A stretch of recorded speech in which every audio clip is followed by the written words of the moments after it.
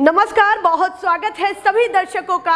मैं मीरा राजपूत। राहुल गांधी अपनी यात्रा को पूरे देश में लगातार जारी रखे हुए हैं।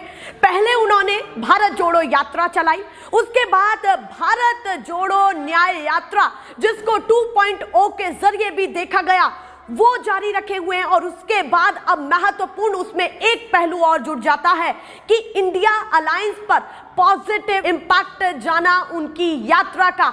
ये मैं क्यों कह रही हूं? इंडिया अलायंस की बातें राहुल की यात्रा से जोड़ करके क्यों देखी जानी चाहिए, आज मैं वो बहुत बड़ी वजह आपको बताने जा रही हूं। हाल ही में 2024 के चुनाव है। राहुल गांधी एक तरफ देश की जनता से मिल रहे हैं, कभी युवाओं से मिलते हैं, कभी किसानों से मिलते हैं, कभी महिलाओं से मिलते हैं, तो कभी बुजुर्गों से मिलते हैं। हर क्षेत्र की परेशानियों को उठा करके अपनी यात्रा के जरिए डट के बोलते हुए दिखाई दे रहे हैं। कभी तीखे स्वर में बोलते हुए दिखाई देते हैं, तो कभी उन लोगों से बातचीत करते हुए दिखाई देते हैं जिनकी अपनी अपनी अलग अलग परेशानियां अपने क्षेत्रों की हैं। पर इंडिया अलायंस पर इसका क्या बड़ा फर्क पड़ रहा है, यानी कि राहुल की यात्रा का इंडिया अलायंस पर क्या बड़ा फर्क पड़ रहा है और क्या पड़ा है, वो मैं आपको बताने जा रही हूं। इंडिया अलायंस वो गठबंधन जिसका हिस्सा कांग्रेस है और वो तमाम चेहरे हैं जो विपक्ष में कद्दावर है और कहीं ना कहीं बड़ी भूमिका 2024 के चुनाव में रखने वाले हैं, वही इंडिया गठबंधन। क्योंकि राहुल जिस रूट से होकर के गुजर रहे हैं, राहुल जिस भी रूट से होकर के गुजरे, चाहे झारखंड हो, चाहे बिहार हो, चाहे मध्य प्रदेश हो, चाहे यूपी हो या फिर दिल्ली, देश की राजधानी दिल्ली हो, इन तमाम राज्यों में इतना बड़ा फर्क उनकी यात्रा का पड़ा है जो कहीं ना कहीं आपको भी जानना चाहिए। क्योंकि अगर मैं सबसे पहले झारखंड की बात करूं तो झारखंड में पिछले दिनों आपने वो तस्वीरें देखी कि हेमंत सोरेन का जो जिस तरीके की सियासी भूमिका बनी कि जेल तक की बातें आई और वो जेल तक पहुंचे, और वही चंपई सोरेन झारखंड के नए मुख्यमंत्री बने, और वही चंपई सोरेन सीधे पहुंचे राहुल की यात्रा में। यानी कि जैसे ही वो मुख्यमंत्री बने झारखंड के, तुरंत वो राहुल की यात्रा में पहुंचते हैं। क्यों पहुंचे उसकी बड़ी वजह बताऊंगी, और साथ ही साथ यूपी से भी बहुत बड़ी खबर राहुल की यात्रा को लेकर के सामने आई है। काफी पॉजिटिव फीडबैक उन्हें समाजवादी पार्टी की तरफ से मिला है, और वहीं दिल्ली से आम आदमी पार्टी की तरफ से भी पूरी तरीके से राहुल की यात्रा को सपोर्ट भी मिलता हुआ दिखाई दे रहा है और कांग्रेस को भी सपोर्ट मिलता हुआ दिखाई दे रहा है। अब मैं सीधे पहुंचती हूं झारखंड। झारखंड में मैंने अभी आपको बताया हेमंत सोरेन के बाद चंपई सोरेन मुख्यमंत्री बने। उन्होंने अगले ही दिन जनसभा में राहुल गांधी के साथ ये कहा कि हम उनकी यात्रा के साथ हैं, आगे भी रहेंगे और कहीं ना कहीं मजबूती से लड़ेंगे। उसके बाद अगर सीधे मैं बिहार आ जाऊं तो बिहार की हलचल पूरे देश ने देखी कि किस तरीके से बिहार में गठबंधन टूटा। नीतीश दूसरे पाले में पहुंचे और दूसरे पाले में पहुंचने के बाद तेजस्वी ने किस तरीके से कमान संभाली। उस बीच में राहुल की यात्रा भी उस राज्य से होकर के गुजरी। उस यात्रा में जो खास हुआ वो आपको बेहद जानना जरूरी है। ये तस्वीरें आपने भी देखी होंगी कि तेजस्वी यादव उसी गाड़ी में दिखते हैं जिसमें राहुल गांधी बैठे थे, और दोनों आगे की तरफ फ्रंट सीट पर बैठते हुए दिखाई देते हैं। पर तेजस्वी यादव खूब वायरल हो गए, काफी सुर्खियों में रहे राहुल गांधी के साथ। क्यों रहे? क्योंकि उन्होंने स्टीयरिंग सीट संभाली हुई थी और ड्राइविंग सीट पर राहुल के साथ बैठे हुए थे और पूरा समर्थन देते हुए राहुल को दिख रहे थे। अब मैं सीधे आ जाऊं यूपी, जो देश का सबसे बड़ा सूबा है, उसमें क्या हलचल मची हुई है राहुल की यात्रा को लेकर के।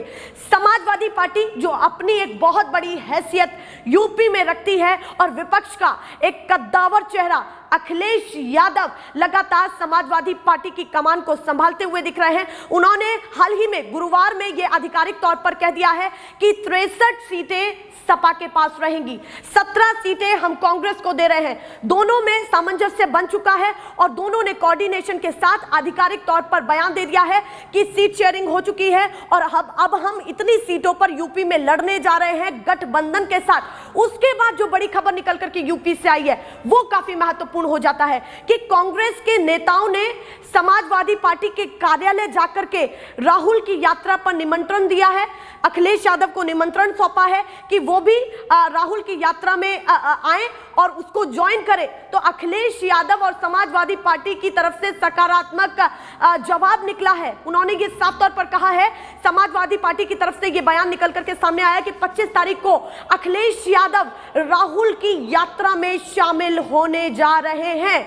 राहुल की यात्रा में समाजवादी पार्टी के बड़े चेहरे, या फिर मैं ये कहूं जिनके हाथ में कमान है, वही सीधे राहुल की यात्रा में शामिल होने जा रहे हैं। अलीगढ़ से होकर के आगरा तक गुजरेगी और आगरा के बाद राजस्थान धौलपुर की तरफ उनका कूच होगा और शाम को वहीं स्टे होगा। उससे पहले अखिलेश यादव उस जनसभा का हिस्सा होंगे, ज्वाइन करेंगे और जनता से मिलेंगे। यानी कि यूपी की जनता से अखिलेश यादव भी और राहुल गांधी दोनों मिलने वाले हैं। साथ ही साथ मैं बताऊं तो झारखंड में भी यही सारी चीजें चल रही हैं। 3 मार्च को तेजस्वी यादव भी अपनी जो उनकी रैली वो निकालने वाले हैं, उस बीच में सीट शेयरिंग को लेकर के बातें करने वाले हैं। दिल्ली में भी यही चल रहा है। पर दिल्ली का एक बयान आम आदमी पार्टी की नेत्री आतिशी का काफी ज्यादा वायरल हो रहा है पिछले रात से। वो ये है कि उन्होंने साफ तौर पर आरोप लगाया है कि कहीं ना कहीं अरविंद केजरीवाल को धमकी मिल रही है कांग्रेस से गठबंधन पर, कि गठबंधन को तोड़ा जाए, इंडिया अलायंस से वो दूरी बना करके रहे, वरना 3 से 4 दिन के अंदर कहीं ना कहीं अरविंद केजरीवाल की गिरफ्तारी हो सकती है। और आतिशी ने यह भी कहा कि कुछ भी हो जाए हम पीछे नहीं हटेंगे, हम ऐसे ही इन सभी चीजों का सामना करते रहेंगे। सियासी गलियारों में हलचल मची हुई है, पर राहुल इस बीच में काफी महत्वपूर्ण भूमिका अदा कर रहे हैं अपनी यात्रा से, क्योंकि इसी यात्रा पर सवाल उठ रहे थे, बार बार सवाल उठ रहे थे कि राहुल गांधी भ्रमण तो करते हुए दिखाई दे रहे हैं, इसका कुछ निष्कर्ष है, इसका क्या कोई इंप्लीमेंटेशन है, क्या इसका एक्शन मोड भी कुछ दिख रहा है? ये भी काफी चीजें निकली। पर राहुल ने अपनी यात्रा के जरिए जिस तरीके से विपक्ष के तमाम नेताओं को एकजुट किया है, वो काफी महत्वपूर्ण हो जाता है। चाहे अखिलेश यादव हो, चाहे नए सीएम बने चंपा सोरेन हो, हेमंत सोरेन को साथ देना हो, उनके लिए बयान देने हो, तेजस्वी यादव की बातचीत हो, अरविंद केजरीवाल की बात हो, या फिर उन तमाम राज्यों की भी मैं बात कर रही हूं जिन राज्यों से होकर के ये यात्रा आगे भी गुजरने वाली है, यानी कि राजस्थान, जिस तरफ इनका रूट बढ़ता जा रहा है। हालांकि 26 तारीख से 1 तारीख तक कहीं ना कहीं इस यात्रा का विश्राम है, पर उस बीच में क्या राहुल गांधी एक और स्ट्रेटजी तैयार कर रहे हैं? क्योंकि 2024 का चुनाव करीब है और राहुल एक के बाद एक ऐसे पैंतरों का इस्तेमाल कर रहे हैं जो भाजपा के लिए एक बहुत बड़ी मुसीबत साबित हो सकता है, क्योंकि आने वाले समय में इन राज्यों में जो समीकरण बन रहे हैं, और साफ तौर पर यह दिख रहा है कि सीट शेयरिंग को लेकर के बातें स्पष्ट होती हुई दिखाई दे रही हैं। दिल्ली में भी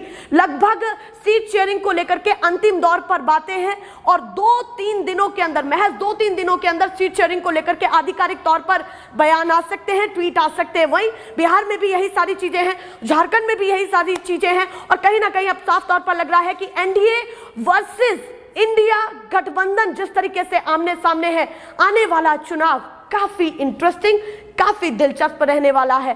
पर राहुल की यात्रा ने एक अलग मोड़ लिया है और कहीं ना कहीं एक अलग सियासी मोड़ को अपने सामने लाया है और कहीं ना कहीं विपक्ष को मजबूत करते हुए भी दिखाई दे रहे हैं। वो चेहरा मैं बार बार कह रही हूं जिसको कहा जाता है कि भैया ये तो राजाशाही वाले परिवार से हैं, चांदी की चम्मच लेकर के पैदा हुए हैं, कहाँ इनको पता होगा कि किस तरीके से लोगों के बीच में जाना है और मेहनत करनी है और उनसे जन संवाद करना है। ये सारी चीजें, ये आरोप लगते आए हैं, पर इन तमाम आरोपों को खारिज करते हुए राहुल गांधी अपनी यात्रा के बीच में दिख रहे हैं, तमाम लोगों से बातचीत करते हुए दिख रहे हैं। ऐसे ही लगातार अपडेट दिखाते रहेंगे जो भी हलचल पूरे देश में हो रही है राजनीति को लेकर के और साथ ही साथ राहुल की यात्रा को लेकर के। फिलहाल के लिए नमस्कार।